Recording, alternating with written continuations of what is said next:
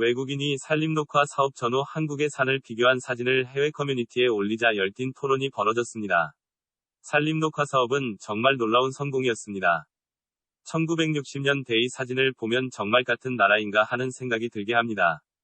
마치 미국의 서부개척시대 사진처럼 보입니다. 젠장. 왜 모든 숲의 나무들이 베어졌습니까? 일본이 한국을 식민지배 할 때 한반도를 산업화하기 위해 벌목을 한 것 아닙니까? 요컨대 조선 후기 급격한 인구 증가와 중앙정부의 체계적인 조림 및 산림보호 미흡, 일제강점기 동안 자원의 수탈, 한국전쟁 당시 무정부 상태, 불법 벌목과 무분별한 벌목이 모든 곳에서 발생, 남한에 몰려든 피난민과 전후 재건 프로젝트에 필요한 많은 목재. 한 가지 분명히 짚고 넘어가야 할 것은 일본이 한국을 돕기 위해 개발한 것이 아니라는 점입니다. 다른 제국주의 국가와 마찬가지로 일본의 주요 목표는 일본의 이익을 위해 한국의 자원을 이용하는 것이었으며, 자원 수탈을 극대화하기 위해 인프라를 구축했습니다. 오늘날 일부 일본인들이 일본 제국주의 과거를 자애로운 것으로 포장하려고 시도함으로써 한국의 식민화를 정당화하기 위해 사용하는 공통된 주장이기 때문에 중요한 부분입니다. 일제가 한국의 산업화를 극대화하기 위해 인프라를 구축했고, 그 일환으로 한국의 철도를 건설했다는 얘기는 터무니없습니다. 일제는 사람들이 여행하는데 도움이 되는 통근 라인을 구축한 것이 아닙니다. 한국의 자원을 보다 효율적이고 신속하게 항구로 이동하여 일본 본토로 보내기 위한 물류 도구였을 뿐입니다. 일본은 한국을 영화 아바타의 광산회사가 한 것 같이 산업화했습니다. 대부분의 사람들이 아프리카의 식민화를 정당화하는 것과 정확히 같은 방식입니다. 벌목은 일제강점기의 핵심 정책이었습니다. 한국의 산은 한국전쟁 이전에도 거의 민둥산이었습니다. 일제강점기 이전에도 건물은 모두 나무로 지었고, 조선시대에는 올돌 난방이 유행하면서 전국적으로 땔감 수요가 매우 높았습니다. 일본의 식민지화는 추세를 가속화했고 한국 전쟁의 파괴도 분명히 영향을 끼쳤습니다. 대부분은 땔감을 필요로 하는 춥고 가난한 사람들이었습니다. 많은 사람들이 장작을 이용했고 그것은 사실이나 또 다른 원인은 많은 수의 화전 농민들이었습니다. 경작할 땅이 없는 많은 농부들이 산과 산으로 이동하며 숲을 불태우고 그곳에서 농사를 지었습니다. 나는 70년대에 정부가 그 농부들을 산 밖으로 옮기는 프로그램을 운영했다는 기사를 읽었습니다. 북한은 여전히 같은 문제로 어려움을 겪고 있습니다. 아니요, 일본 사람들은 실제로 일부 산림녹화 사업을 했습니다.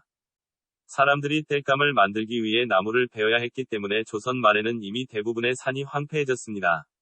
대부분의 산림녹화는 한국전쟁 이후에 이루어졌고 한국 정부는 사람들을 구제하기 위해 미국으로부터 막대한 지원을 받았지만 국민들에게 무료로 제공하는 것은 그렇게 자본주의적이지 않다고 생각해서 자본주의 사상을 심어주기 위해 산에 나무를 심게 하고 돈을 주었습니다.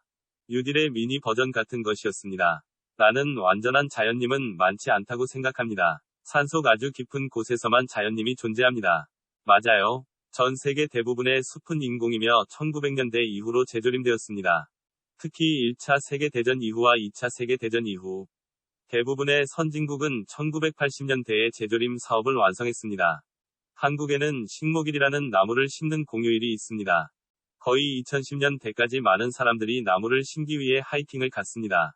식목일은 더 이상 공휴일이 아닙니다. 정말 멋진 글과 사진 감사합니다. 이러한 한국의 산림녹화 성공 과정이 비슷한 전 세계 어딘가 파괴된 지역을 복원하는 데 도움을 줄 수 있다는 희망을 줍니다. 또한 당신의 설명과 문구가 간결하고 효과적인 것 같습니다. 아이러니하게 본격적인 산림녹화 사업은 독재자 박정희 시대에 시작되었습니다. 산지개발 사업이 포함된 환경 프로젝트였으니 진짜 아이러니하지 않습니까? 탄소 감소 목표를 달성하기 위해서 오래된 나무를 베어내고 탄소 흡수율이 더 높은 어린 나무로 교체하는 것 또한 아이러니하지 않습니까? 그런 일이 실제로 일어난다는 것이 믿기지 않습니다. 나는 한국 정부가 태양광전 지판 설치를 위한 공간을 만들기 위해 벌목한 산지 중 한 곳에서 작년에 폭우로 심각한 산사태가 있었다는 것을 읽었습니다. 이러한 정책은 근시안적인 것 같습니다. 제 생각에 한국은 일반적으로 산림 관리를 잘하고 있고 틀림없이 한국은 세계에서 가장 높은 산림 비율을 가지고 있습니다만 아쉽습니다. 인공숲이라는 말이 유행할 것 같진 않아요. 사람들이 오해할 수 있거든요. 산림녹화 사업은 전에 숲이 있었다는 것을 의미하고 그것을 되돌려 놓는다는 것입니다. 나는 인공이라는 용어가 문제없다고 생각합니다. 전쟁과 식민지 기간 동안 지옥으로 변하기 전까지는 숲이 있었다. 산림녹화 사업의 결과로 한국이 북한처럼 보이지 않아요. 북한의 많은 지역은 여전히 산림이 황폐한 상태입니다. 인공림은 외래종과 자생종으로 구성되며 자연림과 다릅니다.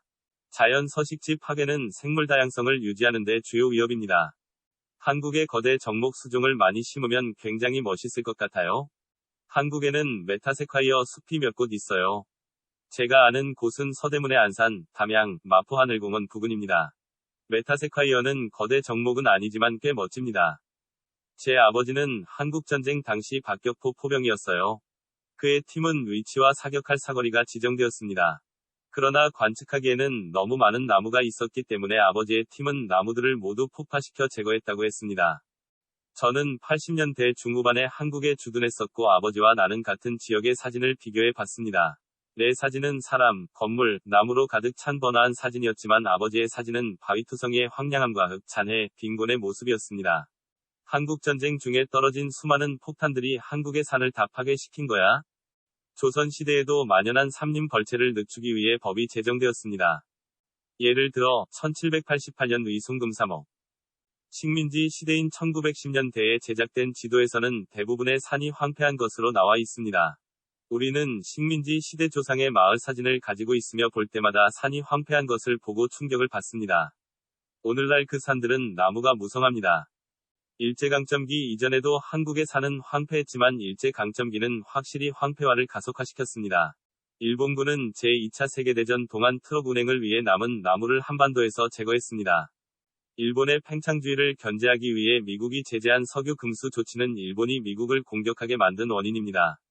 우리 할머니는 일제가 군함과 전투기 등을 만들기 위해 모든 가정에서 금속을 전부 수탈해 갔다고 나에게 말해 줬습니다.